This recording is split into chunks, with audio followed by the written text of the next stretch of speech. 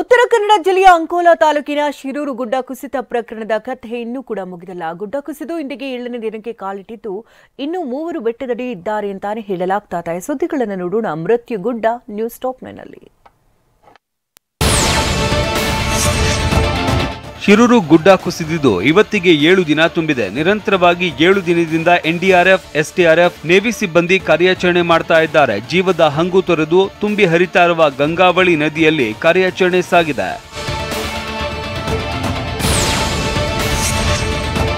ಉತ್ತರ ಕನ್ನಡ ಜಿಲ್ಲೆ ಅಂಕೋಲಾ ತಾಲೂಕಿನ ಶಿರೂರು ಗುಡ್ಡ ಕುಸಿತ ದುರಂತದಲ್ಲಿ ನಾಪತ್ತೆಯಾದವರಿಗಾಗಿ ಶೋಧ ಕಾರ್ಯ ಮುಂದುವರೆದಿದೆ.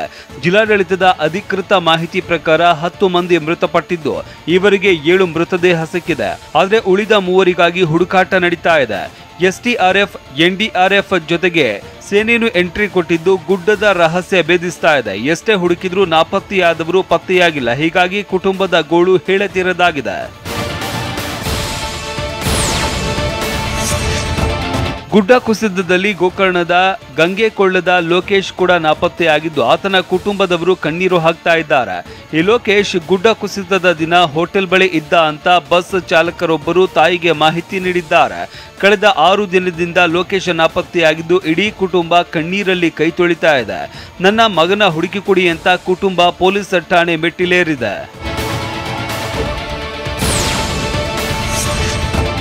ಶಿರೂರು ಗುಡ್ಡ ಕುಸಿತದಲ್ಲಿ ನಾಪತ್ತೆಯಾದವರ ಪಟ್ಟಿನೇ ದೊಡ್ಡದಿದೆ. ದುರಂತ ಸ್ಥಳಕ್ಕೆ ಜನರು ಬರ್ತಾ ಇದ್ದು ನಮ್ಮವರು ಇಲ್ಲ ಅಂತ ಕಣ್ಣೀರು ಹಾಕ್ತಾ ಇದ್ದಾರೆ. ಅಪ್ಪನಿಗಾಗಿ ಕಾಯ್ತಾ ಇರುವ 2 ಮಕ್ಕಳು ನಮ್ಮ ತಂದೆ ಹುಡುಕಿ ಕೊಡಿ ಅಂತ ಅಂಗಲಾಚ್ತಾ ಇದ್ದಾರೆ.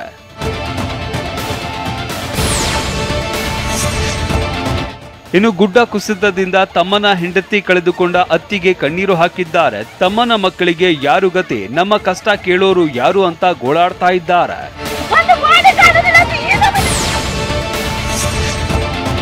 ಶಿರೂರಿಗೆ ಮೊನ್ನೆ ಕೇಂದ್ರ ಸಚಿವ ಎಚ್.ಡಿ. ಕುಮಾರಸ್ವಾಮಿ ಕೂಡ ಭೇಟಿ ನೀಡಿದ್ರು.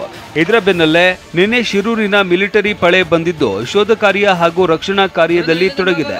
ನಾಪತ್ತೆಯಾದವರ ಹುಡುಕಾಟ ನಡೆಸ್ತಾ ಇದೆ. ಶಿರೂರು ಗುಡ್ಡ ಕುಸಿತದ ದುರಂತದಲ್ಲಿ ಮೃತ ಕುಟುಂಬಸ್ಥರ ಕಣ್ಣೀರ ಕತೆ ಒಂದು ಕಡೆಯಾದ್ರೆ ತಮ್ಮವರ ಸ್ಥಿತಿ ಏನಾಗಿದೆ ಅಂತ ತಿಳಿಯದೆ ಹಲವು ಕುಟುಂಬಗಳು ಗುಡ್ಡದ ಮುಂದೆ ಗೋಳಾಡ್ತಾ ಇವೆ.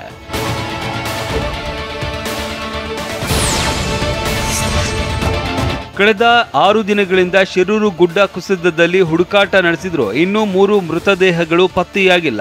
ಹೀಗಾಗಿ ಬೆಳಗಾವಿಯಿಂದ ಆರ್ಮಿ ಪಡೆ ಬಂದಿದೆ. ಆದರೆ ಕಾರ್ಯಾಚರಣೆಯಲ್ಲಿ ಇನ್ನೂ ಭಾಗಿಯಾಗಿಲ್ಲ. ಈ ಬಗ್ಗೆ ನಮ್ಮ ಪ್ರತಿನಿಧಿ ಅಣ್ಣಪ್ಪ ಬಾರ್ಕಿ ಪ್ರತ್ಯಕ್ಷ ವರದಿ ನೀಡಿದ್ದಾರೆ. ಶಿರೂರ ಗುಡ್ಡ ಕುಸಿದು ಇಂದಿಗೆ 7 ದಿನ ಕಂಪ್ಲೀಟ್ ಆಗಿದೆ. ನಿರಂತರವಾಗಿ ಶೋಧ ಕಾರ್ಯ ಆರಂಭವಾಗಿರುವಂಥದ್ದು. ಏನು ಮಿಲಿಟರಿ ಪಡೆಯ ವಾಹನಗಳು ಬಂದು ನಿಂತಿರುವಂಥದ್ದು. ಅಲ್ಲಿರುವಂತಹ 50 ಮಿಲಿಟರಿ ಸೈನಿಕರು ಈಗ ಸಿದ್ಧತೆ ಮಾಡಿಕೊಂಡಿರುವಂಥದ್ದು. ಯಾವ ರೀತಿ ನಿನ್ನೆ ಶಿರೂರು ಗುಡ್ಡ ಕುಸಿತ ಸ್ಥಳಕ್ಕೆ ಭೇಟಿ ನೀಡಿದ ಸಿಎಂ ಸಿದ್ದರಾಮಯ್ಯ ದುರಂತದಲ್ಲಿ ಮೃತಪಟ್ಟ ಕುಟುಂಬಗಳಿಗೆ ತಲಾ 5 ಲಕ್ಷ ಪರಿಹಾರ ಘೋಷಿಸಿದ್ರು. ಇನ್ನು ಅವೈಜ್ಞಾನಿಕ ಹೆದ್ದಾರಿ ಕಾಮಗಾರಿಯಿಂದ ಗುಡ್ಡ ಕುಸಿದಿರುವ ಆರೋಪ ವಿಚಾರವಾಗಿ ಮಾತನಾಡಿ ಯಾರೇ ತಪ್ಪು ಮಾಡಿದ್ರೂ ಕ್ರಮ ಕೈಗೊಳ್ತೇವೆ ಅಂತ ಸಿಎಂ ಸಿದ್ದರಾಮಯ್ಯ ಹೇಳಿದ್ದಾರೆ. ಯಾರು ಅವಲತ್ತಿದ್ದಾರೆ ಅವರಿಗೆ 5 ಲಕ್ಷ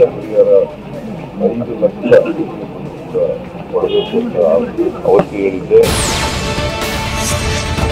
ಶಿರೂರು ಗುಡ್ಡ ಕುಸಿತದಲ್ಲಿ ಮೃತಪಟ್ಟವರ ಮೃತದೇಹ ಹುಡುಕಾಟುವ ವಿಚಾರದಲ್ಲಿ ರಾಜ್ಯ ಸರ್ಕಾರ ಎಡವಿದೆ ಅಂತ ಕೇರಳ ಮಾಧ್ಯಮದವರು ಸೇರಿದಂತೆ ವಿರೋಧ ಪಕ್ಷದ ನಾಯಕರು ಆರೋಪ ಮಾಡ್ತಾ ಇದ್ದಾರೆ. ಹಾಗಾದ್ರೆ ವಾಸ್ತವ ಅಂಶ ಏನು, ಕಾರ್ಯಾಚರಣೆಯಲ್ಲಿ ನಿಜವಾಗಲೂ ಆಗಿರುವ ಸಮಸ್ಯೆ ಏನು ಅಂತ TV9 ಗ್ರೌಂಡ್ ರಿಪೋರ್ಟ್ ಇಲ್ಲಿದೆ. ಒಂದು ಬದಿಯ ಸಂಚಾರ ಮುಕ್ತವಾಗಿರುವಂಥದ್ದು. ಏನು ಅಂಕೋಲಾ ಕಡೆಯಿಂದ ಕುಮಟಾ ಕಡೆಗೆ ಹೋಗುವಂತ ಏನು ಒಂದು ಭಾಗದ ರಸ್ತೆಯನ್ನ ಈಗ ಸಂಚಾರಕ್ಕೆ ಮುಕ್ತ ಮಾಡಿರುವಂತ, ಆದ್ರೆ ಯಾವುದೇ ವಾಹನಗಳನ್ನ ಬಿಡ್ತಾ ಇಲ್ಲ. ಆದ್ರೆ ಒಂದು ಬದಿಯ ಮಣ್ಣನ್ನ ತೆಗೆಯುವಂತ ಕಾರ್ಯಾಚರಣೆ 7ನೇ ದಿನಕ್ಕೆ